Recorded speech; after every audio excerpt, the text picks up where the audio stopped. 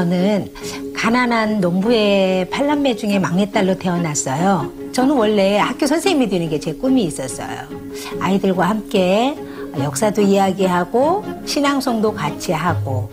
하지만 저희 집 형편은 제가 대학에 진학할 형편은 못 되었어요. 저희 아버지께서는 저를 익산에 있는 라면 공장에 떡하니 취직을 시켜놓으셨죠. 못 오를 나무 쳐다보지도 말라는 어르신들 말씀이 있습니다. 그래서 저는 그냥 꿈은 그저 꿈일 뿐이구나 하면서 제 꿈을 까맣게 잊고 살았어요. 오를 수 없었던 사과나무 앞에 애톰이라는 사다리가 놓여졌고요. 한 걸음 한 걸음 오르다 보니 사과를 따먹을 수 있게 되었습니다. 안녕하세요. 스타마스터 김점주 인사드립니다. 라면 공장에서 첫 사회생활을 시작해서 보험일도 해보고 오토바이도 타고 우유 배달도 몇 년간 했는데요. 아이들을 가르치는 일을 하고 싶어서 학습지 선생님을 오랫동안 했어요. 꽤 높은 직급으로 승진도 하고 했었는데요. 회사가 사업을 확장하면서 판매하는 제품이 저와 맞지 않았고요. 저는 다시 보험일을 해야만 했습니다. 잘 살 거라는 희망보다는 그냥 하루하루를 살아야 했던 날들이었습니다. 한 번도 상상을 못 해봤던 강의를 석세스 아카데미에서 처음 듣게 되었습니다. 진짜 머리를 한 대에 얻어맞은 듯한 그런 느낌이었어요. 생각을 경영하고 균형 잡힌 삶을 산다라는 것. 당시 저는 최악의 상황 속에 살고 있었어요. 매일 카드 빚에 쫓겨서 잘 사는 건 제 희망사항에 불과했고요. 제 딸은 미대를 가고 싶어 했습니다. 그런데 제가 학비를 지원해 줄 수 없는 현실이어서 우리 딸의 배움에 대한 그 희망을 이루어 줄 수가 없었어요. 제가 가난하니까요. 그 어떤 항목도 저에게 해당되는 것은 없었습니다. 인생 시나리오를 처음 썼을 때의 제 형편은 정말 너무 참담했어요. 그렇지만 제가 직접 써보니까 참 신기했던 게요. 그때 제가 썼던 대로 차츰차츰 집이며 차며 봉사, 기부 이런 것들이 점점 좋아지게 되었어요. 근본적인 나의 삶, 나의 사고방식 자체가 점점 달라지고 있었어요.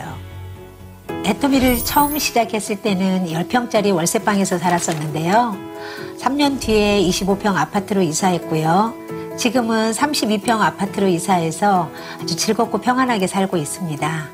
중고 마티즈를 타다가 2년 후에 새 마티즈를 샀어요. 그런데 그 후에 스타마스터 승급한 후 아반떼를 구입했는데 지금은 제 딸에게 물려주고 저는 3년 전에 그랜저를 구입해서 타고 있습니다. 올해는 제네시스로 차를 바꿀 계획입니다. 대학을 졸업하고 직장을 다니던 딸이 제가 보름씩 해외에 다녀오고 봉사활동을 다녀와도 연금성 소득이 꾸준히 발생하는 모습을 보더니 스스로 애터미를 알아보게 되었어요. 석세스 아카데미에 참석하고 원데이 세미나에도 혼자 다녀오더니 애터미를 해야겠다면서 열심히 한 결과 지금은 다이아몬드 마스터가 되어서 저의 든든한 파트너가 되었습니다. 꿀벌은 꽃에서 꿀을 따지만 꽃에 상처를 입히지 않고 꽃이 열매 맺을 수 있도록 돕는 일을 합니다. 머지않아 제가 임페리얼 마스터가 되는 날 꿀벌 청소년 비전센터를 익산에 설립하는 것이 제 꿈입니다. 제 꿈을 이루기 위해서 심리상담사 자격증을 땄고요. 대학에도 진학할 계획입니다. 우리 청소년들은 누구에게나 꿈이 있고 재능이 있지만 그 중에는 가정 형편이 어려워 꿈을 펼칠 수 없는 아이들이 있지요. 그 아이들이 희망을 잃지 않고 꿈과 재능을 펼쳐나갈 수 있도록 후원해주고 싶습니다. 꿀벌이 꽃들에게 열매를 맺어주도록 도움을 주는 것처럼 저 꿀벌 김점주는 아이들에게 희망을 이어주는 축복의 통로가 되고 싶습니다. 인생 시나리오. 귀찮거나 성가시다는 생각이 들 수도 있습니다. 이거 쓴다고 정말 꿈이 이루어져? 이처럼 대수롭지 않게 여겨질 수도 있습니다. 하지만 절대 그렇지 않습니다. 지금의 성공자들은 모두 인생 시나리오를 통해서 인생에 대한 목표와 방향을 설정했거든요.